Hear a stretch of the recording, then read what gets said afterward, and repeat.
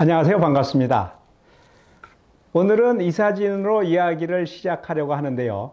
한 신문에서 동네 빵집들의 부활이라는 제목으로 보도한 빵시장 점유율을 나타내고 있는 도표입니다. 프랜차이즈 빵집 점유율이 60.7%, 동네 빵집이 39.3%로 되어 있죠. 한때 막강한 대기업 프랜차이즈 빵집들로 인해 동네 빵집들이 다 죽고 말았었죠. 빠 모시기 바게트라는 빵집이 있어요. 또 뚜 거시기 쭈루라는 대기업 빵집이 있죠. 이 대기업 빵집들의 공격에 동네 빵집들은 정 한번 제대로 못하고 다 죽고 말았었습니다. 그랬던 동네 빵집들이 다시 화려하게 부활하고 있다는 겁니다.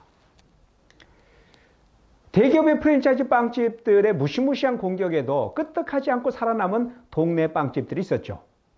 이름하여 우리나라 5대 빵집입니다. 첫 번째 빵집은 군산에 있는 이성당입니다. 우리나라에서 가장 오래된 빵집이라고 하는데요. 제가 군산에 갈 때마다 참새가 방앗간 들리듯이 찾아가는 빵집입니다. 이 빵집의 대표적인 빵은 단팥빵인데요. 평일에는 7,000개 이상이 팔리고 있고요. 주말에는 10,000개가 넘게 팔리고 있다고 합니다. 두 번째 빵집은 대전에 있는 성신당입니다. 이 빵집을 유명하게 만든 빵은 튀김 소보로 빵입니다. 본점이 대전 은행동에 있는데 본점까지 찾아오는 수고를 덜어주기 위해서 KTX 대전 역사에 매장을 냈는데 제가 갈 때마다 매장하는 사람들로 북새통을 이루고 있더라고요. 세 번째 빵집은 안동에 있는 맘모스 제과인데요. 이 빵집의 대표적인 빵은 크림치즈 빵입니다. 미슐랭 가이드에까지 소개된 유명한 빵집이죠. 우리나라의 3대 빵집, 즉 우리나라에서 제일 유명한 빵집 세 군데를 꼽으라고 한다면 군산에 있는 이성당, 대전의 성심당, 그리고 이 안동의 맘모스 제과를 꼽죠. 네 번째 빵집은 전주에 있는 풍년제과입니다. 이 빵집의 대표적인 빵은 초코파이 빵인데요. 작년 여름엔가 제가 경상남도 사천에 있는 한 연수원에 강의를 갔더니 교육에 참석한 모든 사람들에게 전주에서 직접 공수한 초코파이 빵을 한 박스씩 선물로 주더라고요. 마지막 다섯 번째 빵집이 광주 광역시에 있는 궁전제과입니다. 이 빵집의 위치가 광주의 명동이라고 불리는 충장로에 있는데요. 이 빵집의 대표적인 빵은 공룡알 빵입니다. 바게트 속을 다 파내고 샐러드로 채운 빵인데 마치 공룡알처럼 생겼다고 해서 공룡알 빵이라고 이름을 붙인 것 같습니다. 지금까지 우리나라의 5대 빵집과 대표 빵에 대해서 제가 간단히 소개해 드렸는데요. 이 빵집들을 이렇게 전국적으로 유명하게 만든 데에는 단팥빵, 튀김 소보로빵, 크림치즈빵, 초코파이빵, 공룡알빵과 같은 킬러 콘텐츠가 있었습니다.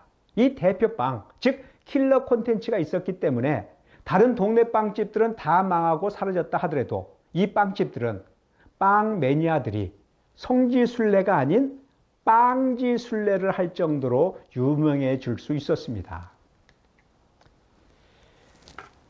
다시 이 그림을 볼까요? 동네 빵집들이 화려하게 부활할 수 있었던 이유는 무엇일까요? 저는 그 이유를 세 가지로 설명합니다. 이것을 저는 생만두 습관이라고 하는데요. 생각하고 만들고 두드리는 습관입니다. 먼저 생각하는 습관입니다.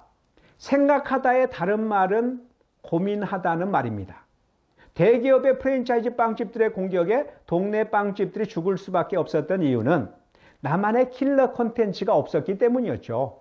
이성당의 단팥빵, 성심당의 튀김 소보로빵, 맘모스 제과의 크림치즈빵과 같은 킬러 콘텐츠가 없어서 죽을 수밖에 없었던 겁니다. 그래서 동네 빵집들이 고민하기 시작했어요.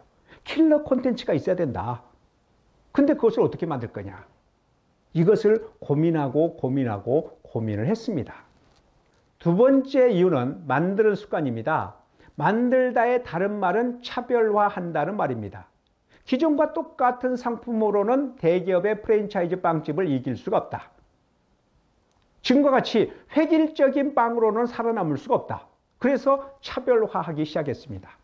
식빵만 전문적으로 파는 식당 전문 빵집, 노 밀가루, 노 설탕이라는 비전을 승부하는 저탄수화물 건강 빵집, 빵의 본고장이라고 하는 프랑스의 초승달 모양의 크루아상만을 전문적으로 파는 크루아상 전문 빵집 등을 꼽을 수가 있죠. 이처럼 특색 있는 빵과 빵집의 콘셉트를 차별화했기에 부활할 수가 있었던 겁니다. 세 번째 이유는 두드리는 습관입니다. 두드린다의 다른 말은 반응을 살핀다는 것이죠. 두드려도 고객의 반응이 없으면 아무 소용이 없습니다.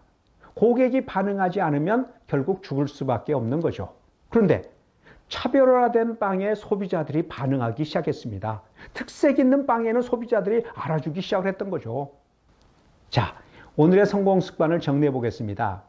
동네 빵집의 부활을 통해 본 오늘의 성공 습관은 생만두 습관입니다. 4차 산업혁명이다 뭐다 하면서 시장 환경이 지금 급속도로 변하고 있는데 이러한 환경 속에서 내가 살아남기 위해서는 나만의 킬러 콘텐츠를 만들어야 된다. 그러기 위해서는 생각하고 만들고 두드리는 생만두 습관이 필요하다. 어떻게 킬러 콘텐츠를 만들 것인가를 고민을 하고 나만의 차별화된 킬러 콘텐츠를 만들고 이 킬러 콘텐츠로 세상의 문을 두드리는 생만두 습관이 필요합니다. 좋아요 버튼을 누른 것 잊지 않으셨죠? 그리고 구독 버튼도 눌러주셨다면 감사 또 감사합니다.